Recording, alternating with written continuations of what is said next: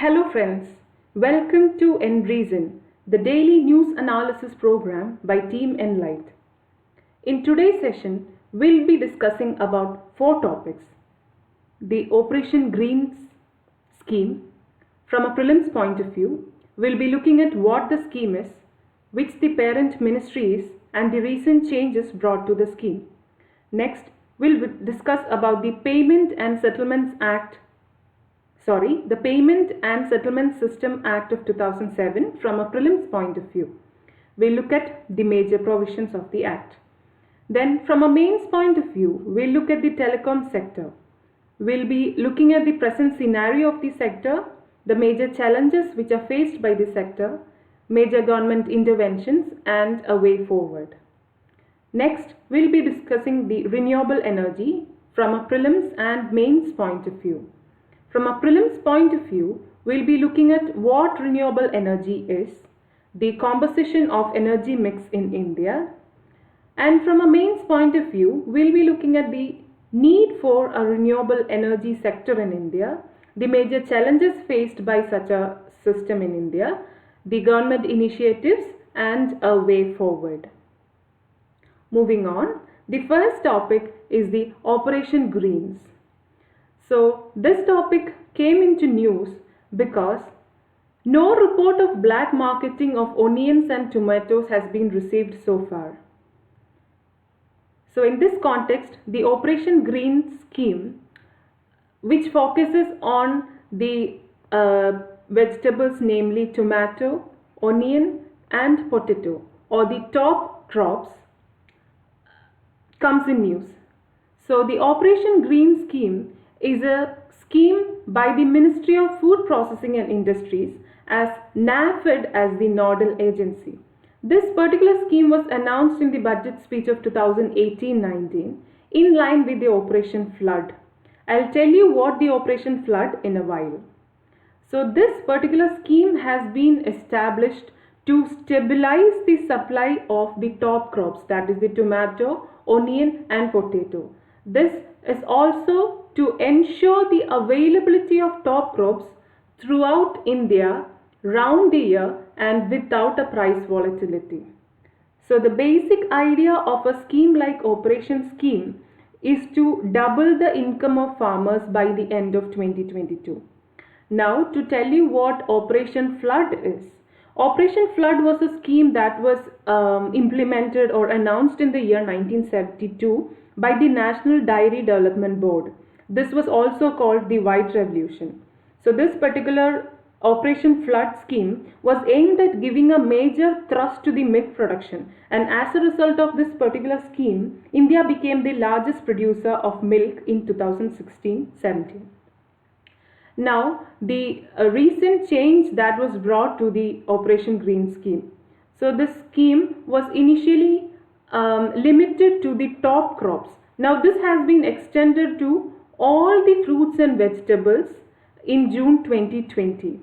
So we could say the Operation Green scheme has extended from top to total, and this has been done in a pilot basis for a period of 6 months. Moving on, the next news is the Payment and Settlement System Act 2007. So this has been in news because the RBI has announced a framework for the payment system operators.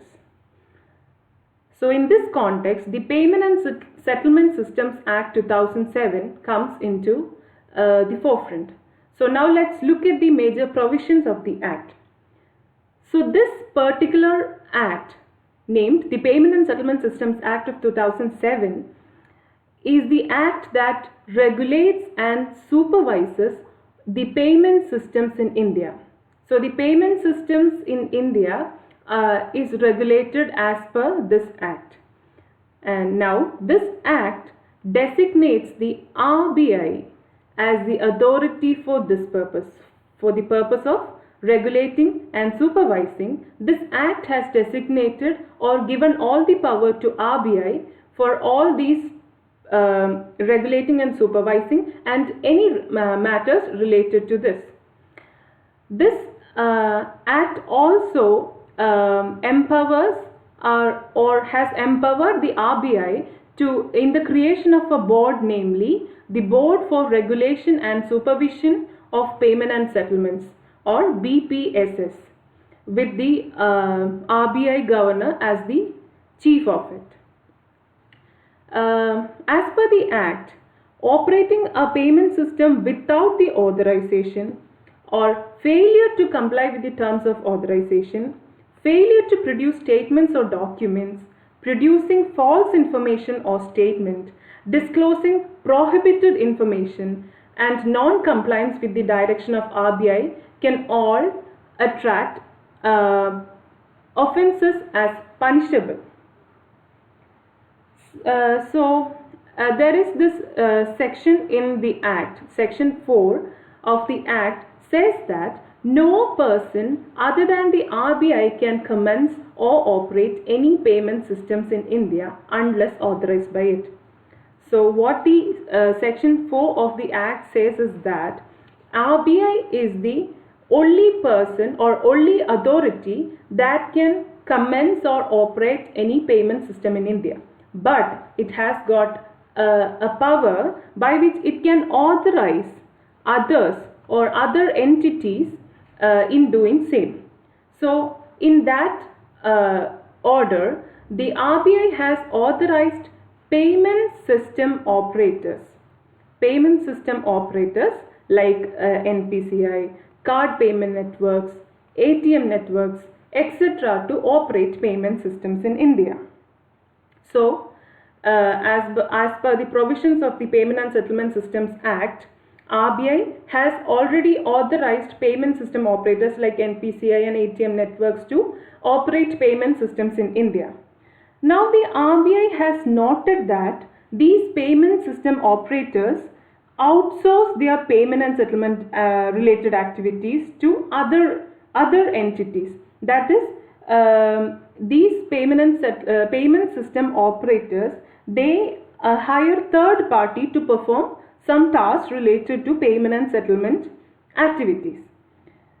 So the RBI, in order to ensure a minimum standard and to manage the risks of outsourcing of payment and settlement activities, has felt the need for a framework that these third parties or outsourcing entities has to follow. So the RBI has recently issued a framework, and it has now asked the operators, these payment system operators, to ensure that the outsourcing arrangements done by them comply with the framework by 31st March 2022. And that is how this is in news. Moving on, next in discussion is the telecom sector. So this is in news because an editorial about the telecom sector appeared in today's Indian Express.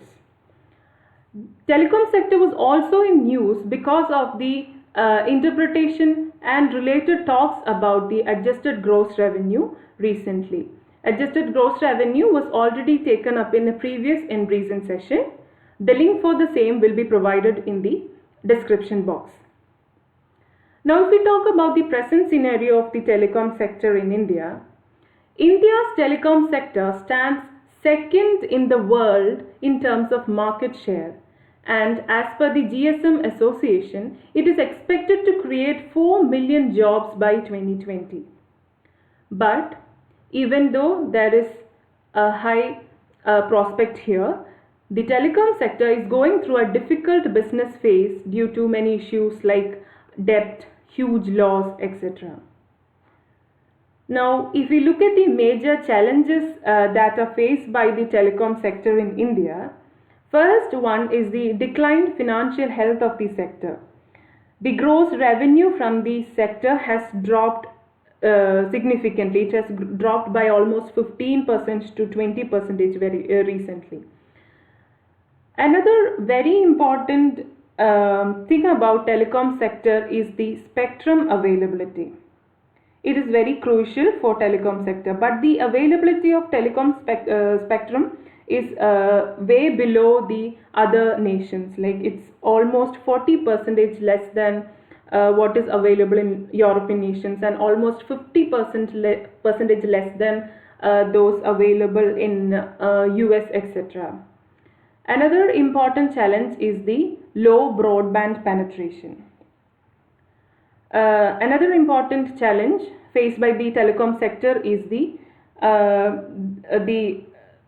the less infrastructure in the semi-rural and urban area, or semi-rural and rural areas. Because the rural and semi-rural areas lack in the basic infrastructures like road, power, etc., the service providers, the telecom sector providers, will have to spend a huge initial cost. Now this poses a great challenge. Another important problem facing the telecom sector is the problems with the OTT services. OTT, or the over-the-top service apps like WhatsApp, Ola, Uber, all these OTT services, they do not have to have a pact with the telecom company. So this will negatively affect the revenue of the telecom service providers. Another challenge faced by the telecom sector is the high competition and tariff wars. We know what happened when the Reliance Jio entered the market. There was a great competition between the telecom providers. Like the Reliance Jio, it entered with a very less rate for the voice and data, and so the other telecom service providers were forced to drop their rates as well. Another challenge faced by the telecom sector is the right of way cost. Some state governments charge a huge amount for permitting the laying of fiber, setting up of tower, etc. And that causes a major challenge. Another challenge faced by the telecom sector is the lack of, or the reduced number of trained personnel to maintain the cellular infrastructure. Now, if we talk about the major government interventions for the telecom sector in India, is the first one is the National Digital Communication Policy 2018, or the NDCP, National Digital Communications Policy. This replaced the National Telecommunication Policy of 2012 to accommodate the needs of the digital communication sector of India. Then the Telecom Commission was redesignated or renamed as the Digital Communications Commissions to accommodate the digital sector. Another government initiative is that the Department of Information Technology plans to set up 1 million internet-enabled common service centers as per the National E-Governance Plan. Also, the FDI cap has been increased to 100% from a 74%, and out of this 100%, 49% can come in through automatic route, and the rest with government approval. Another government intervention in the same is the Digital India program.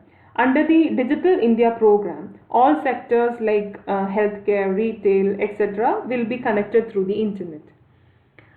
Then the Department of Telecommunication has issued notice inviting the application for auction of spectrum of all these frequencies. These numbers are not important, but just to know that the auction of spectrum is open. Another government intervention is a production linked incentive scheme for the telecom and networking products. Now, if you talk about the way forward in telecom sector, infrastructure sharing. The telecom sector providers can work among themselves and share infrastructure. Measures could be taken to reduce predatory pricing, like what happened with Reliance Jio, in order to avoid those kind of practices by the telecom sector providers, measures could be taken. Another important thing that we can do about the telecom sector is to increase the network area through optical area instead of copper. Copper is more expensive, thus the network area could be increased with the optical area. Another important thing to be done with the telecom sector is to make the right of way permissions more easy and lower the cost of the same.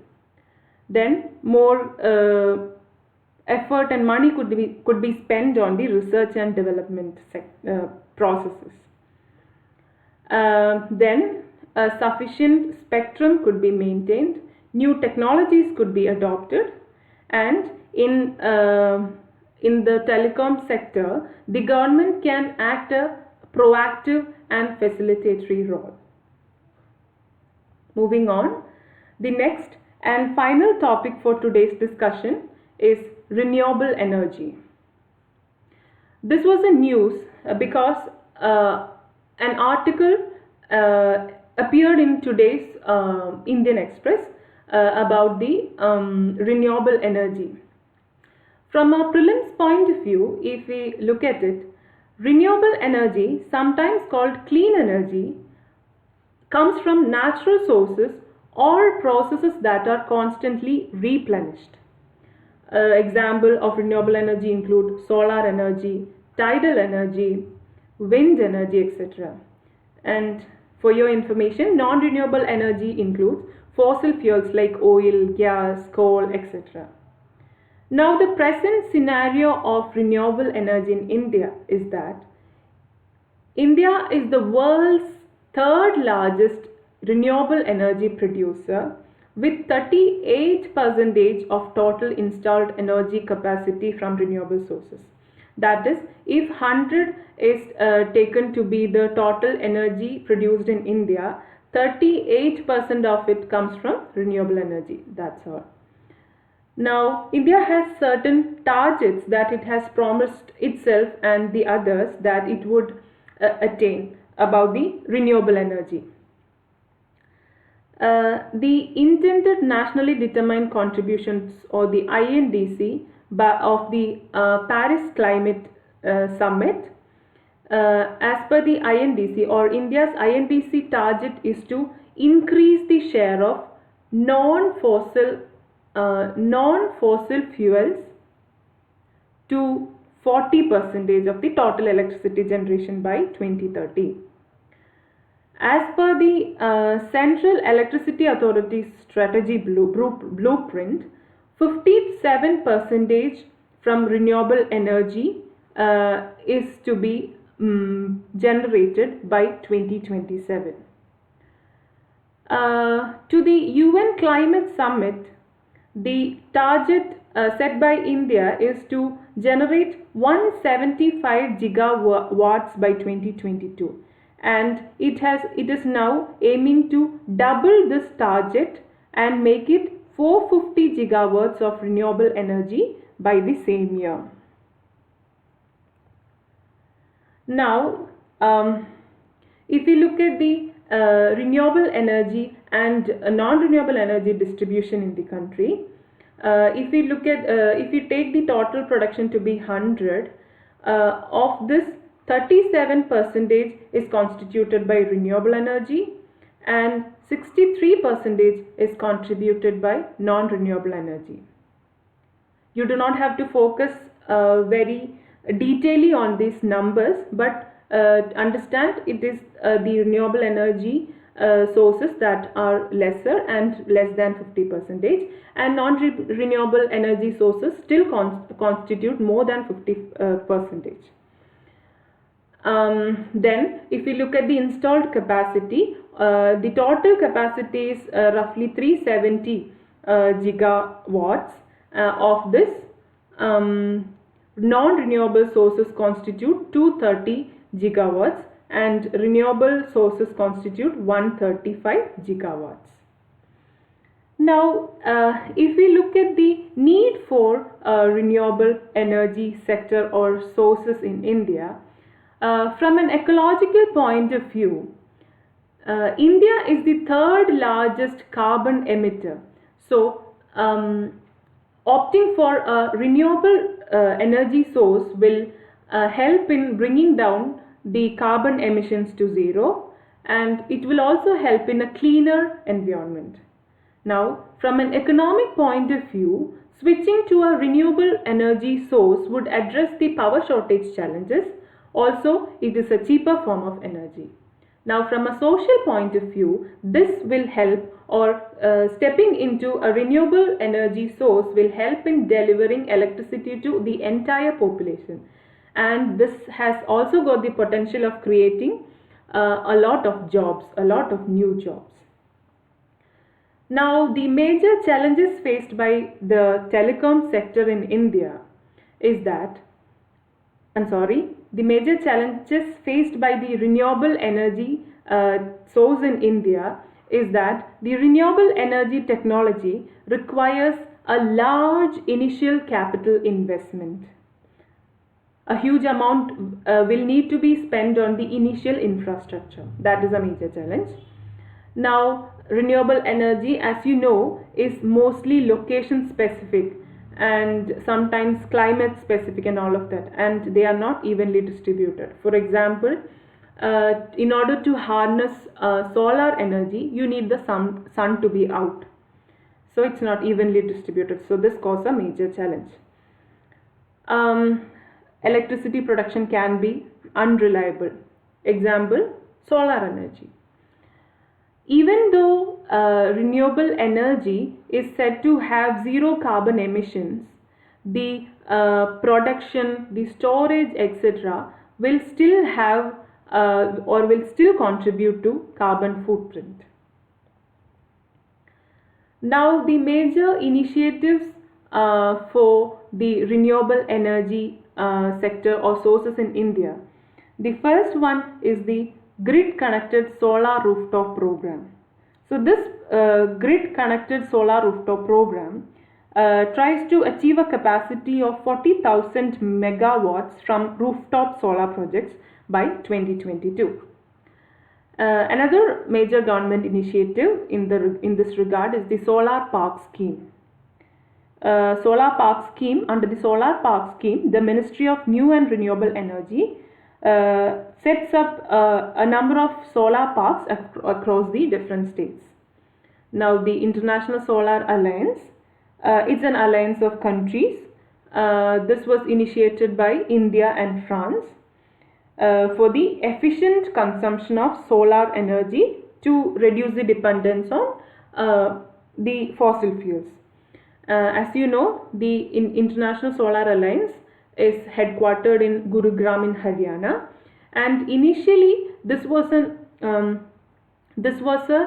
alliance of the sunshine countries, or those countries that occurred partially or fully between the Tropic of Cancer and the Tropic of Capricorn. But now it has opened itself, and any country willing to join can join the alliance. That is, they do not have to be sunshine countries. Another government initiative is the PM Kusum, or expanded as the Pradhan Mantri Kisan Urja Suraksha Evam Uttam Maha Abhiyan. So this is a scheme for the farmers to install solar pumps and grid connected solar or other renewable energy plants in the country. Another program is the National Green Corridor. So this is a grid connected network for the transmission of renewable energy produced by various renewable energy projects.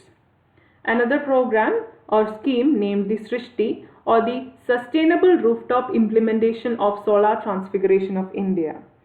So this is a central government, as per this scheme, the central government will offer financial incentives to the beneficiaries for installing solar power rooftop projects. And also the FDI is 100% in the renewable energy sector, and this can come under automatic route and do not require the prior permission of the government. That's all for today. Thank you all for listening.